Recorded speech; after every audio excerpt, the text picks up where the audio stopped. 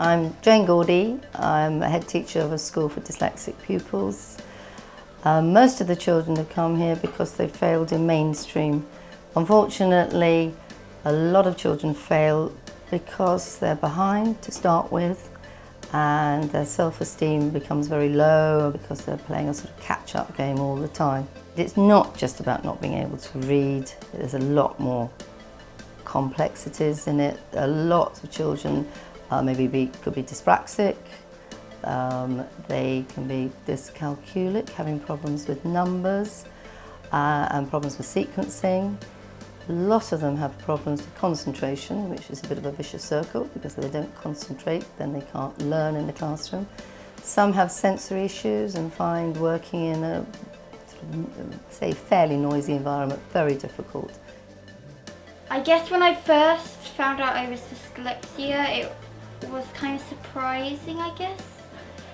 And my mum didn't understand, so she would get angry at me and she wouldn't know, and I would cry normally and she wouldn't know why because she'd had no idea I had dyslexia. Yeah, I went to this other school and I guess they weren't very nice to me. And they would rush me around the place. They would sit me out. I would even cry sometimes in the loo. It wouldn't be fun. I would find it quite upsetting sometimes. And it's not just dyslexia people can have. It can be other problems. The children learn best with visual prompts. They obviously words, their memories are usually very, very poor. Their working memories are poor, so they don't remember by being told things.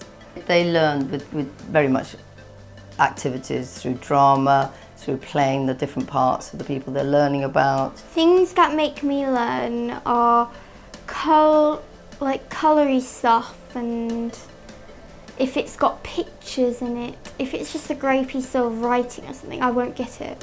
When I'm doing topic and things that make me learn is when we act things out. And I like learning through pictures and cartoons and videos. It's a lot easier for me to learn. My mum bought an Oaka book about the Great Fire of London, and when I got home I started reading it and did the activity sheet that's got the map about the Great Fire of London, and I was at the top of the class. In school we've been using some of the Oaka Books products. And what I have found with them is that they're very colourful. The information is very short chunks and there's a sequence to them so the children can follow the sequence of learning. They feel they can look at each sequence they go through and they can sort of look, by the time they get to number 10, they can think, oh, I know all these facts already. Because they've seen it visually, they can imagine that. And also then afterwards they can then go back over it because there's cards then that will test their memory. There's games they can play, but they remembered it, and that's the most important thing. They enjoyed learning it and they remembered it through the books.